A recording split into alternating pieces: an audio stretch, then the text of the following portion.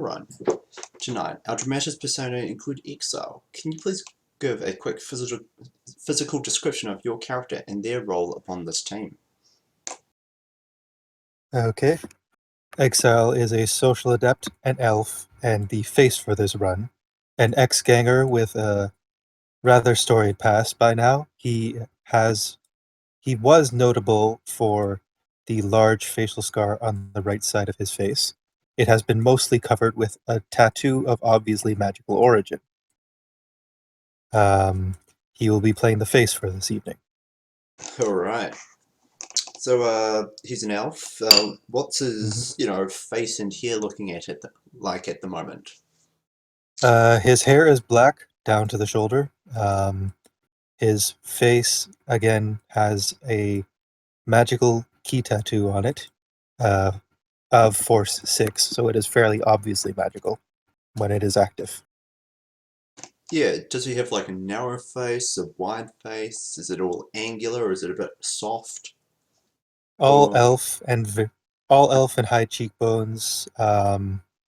He is slightly toward the masculine end, but he is still very much an elf, so that really doesn't mean that much. Alright then.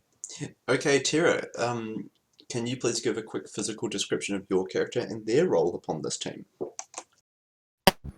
Alright, Tira is about 5'6", 150. He's brown, human, and he's very visibly scarred and dresses he's very obviously a Baron's rat. His attire is really bright, flashy, electrochromatic clothing, animating just various things.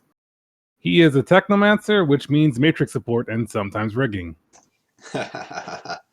Alright, so Booker, talking of rigging, let's talk about your character. Same questions. Alright, so Booker is a ex-mercenary drone Sam. He's not a rigger per se, though he does own an RCC. He is probably going to be the meat space muscle on this run from his loadout. And he's got a very angular European-style face, strong chin, cheekbones. A prominent feature on his face are his two gleaming, very obvious cyber eyes. Yes, Alvian, I kept them. He has short cropped brown hair, very military regs. He keeps himself shaved. He's got blue eyes and a bit of a tanned skin, not like what the weather of Seattle would really want to show. His standard getup is military-styled like cargo pants, boots, and an armor jacket that he has recently upgraded with some very, very decent insulation because it's fucking cold.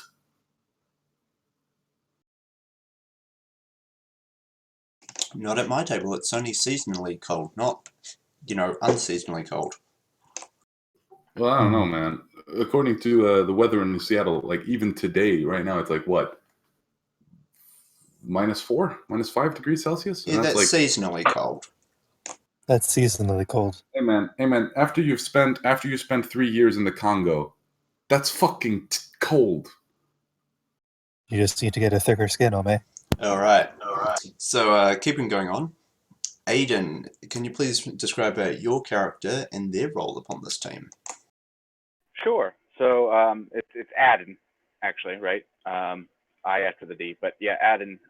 He is a tall and thin man, long dark blonde hair and a pretty long beard. Kind of just almost kind of like hippie hair, right? Just let it go. Obviously, like Northern European descent of some form, blue eyes, and he is, dressed.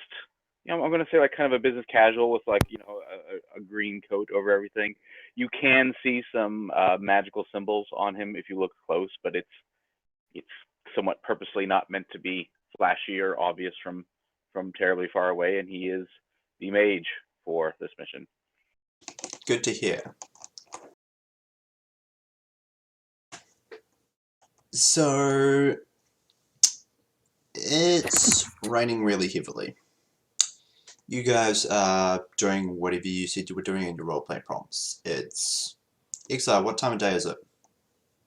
I would imagine that it is around 4 p.m., Yeah, it's 4 p.m. which in winter means that Starting to sun get is dark. setting. Yeah, starting to get dark. So each of you get a message from your fixer, and it's fairly simple. You guys need some work. I've got something lined up for you. Get yourself over to Warehouse 97 for 6 p.m. tonight. Sorry about the lack of lead time. These people were urgent. So, Aiden. Yeah. Yeah.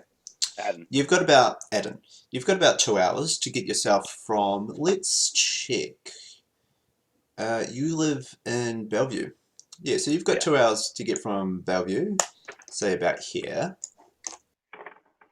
to here in Tacoma, the Tacoma Docklands. Yes, my map is to scale. I spent a lot of time doing that. So given that it's 40 kilometers, it will take you at least an hour, if not more, to, drive there. Give or take traffic. Yeah, give or take traffic. Unless you want to spend some extra time, doing any preparation or getting there early. So, let's talk about this. What are you going to do? Well, so I don't have a car, right? Starting character. So I think I'll take a cab, and I will pretty much head out straight away.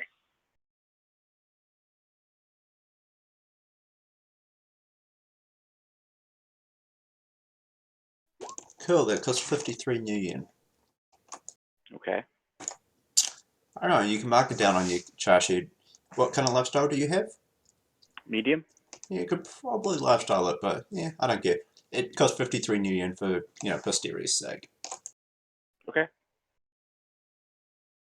Yeah, so I will head straight away, and I don't want to be dropped off right at the warehouse, just for... Well, you can't be dropped off right at the warehouse. Sure. Warehouse 97 is in the Docklands, which means that it's a semi-restricted area. The streets aren't technically public streets, they're sort of private-ish streets. So the taxi cab sort of takes you to the edge of the Docklands district and says, well, I'm not actually allowed to take you onto this land any further, corporations. But that's it's just a couple of minutes walk down that way, and he sort of gestures over in a direction where you can see, like 94, 93, 92 painted big on some warehouse sides. Sure. It's just it's just this array of big, boring, sheet-sided warehouses. There's a couple of forklifts and, a bunch of dock workers around still doing the ends of their shift. Mostly goblinized, although a few humans and 1 or 2 dwarves.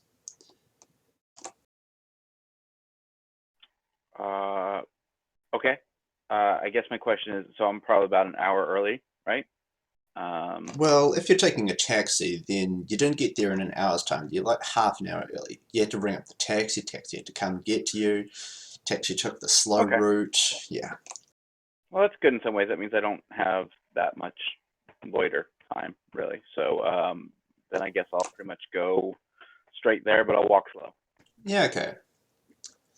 So you're human, I believe? I am. And you're wearing like a business casual jacket to the meet. Yeah. All right, cool. Could you just quickly roll me a etiquette check with a threshold of 2, just to see how well you blend in? Sure.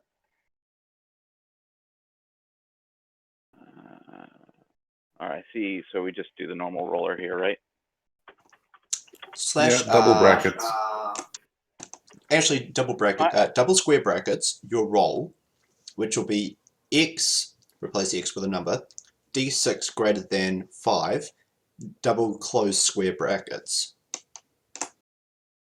Yeah, I didn't think you need the brackets. I was just going to do the normal roll. I was just saying you didn't have like a macro or a button for normal roll. That's all I was. Nah. I mean, you can do the slash roll, but That didn't work. see Booker's roll above my own. That's the compact version. That's how I usually do that. Perfect.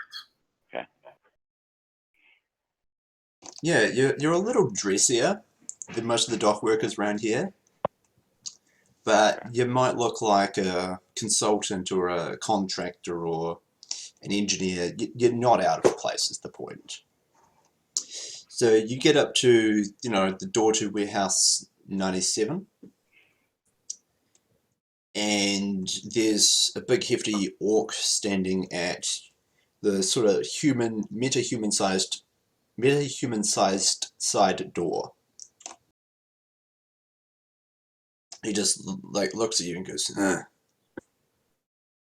"What's I your say name?" I'm Adam.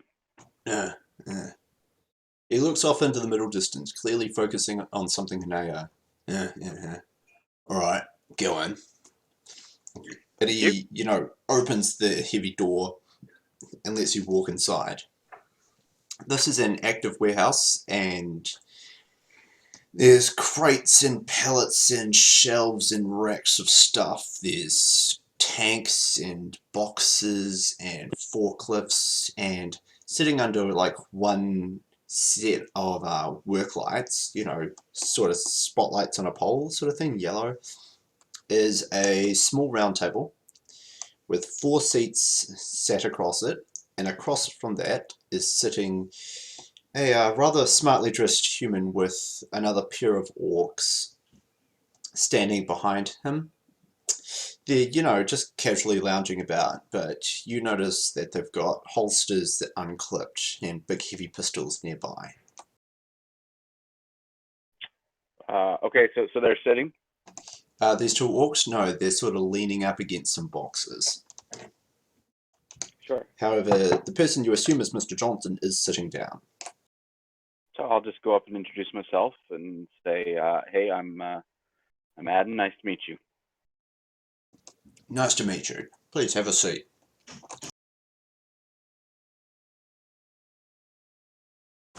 So, next, Booker. Aye. Yeah, So yeah. your fix is just like, look, all I can say is that this Johnson has enough of a good record that I'm giving you the job. Yep, I didn't expect anything more from him. He's usually not very forthcoming to begin with. I'm mostly going to try to get more from Jonathan Greer, who, just to give you a bit of backstory, he is a Shadowrunner who was targeted by a rogue group or something. And Booker was on a run that kind of got him out of that bind and got the wanted sort of, he's no longer wanted by that group. And that's how he became a gear contact.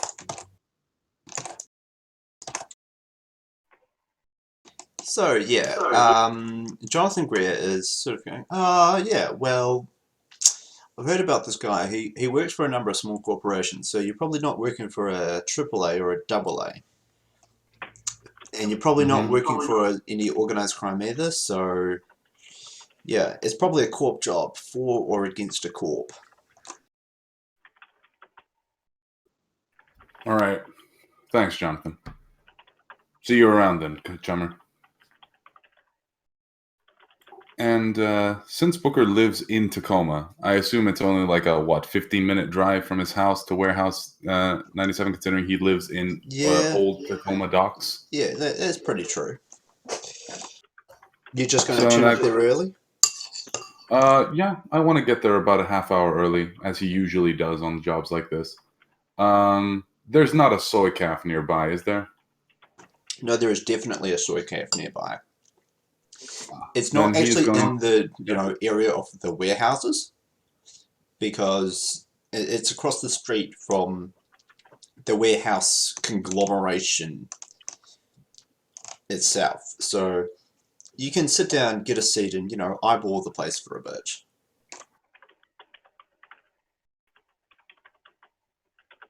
Whoever's typing, please turn off your microphone. I require push to talk and mentioned it in the job posting.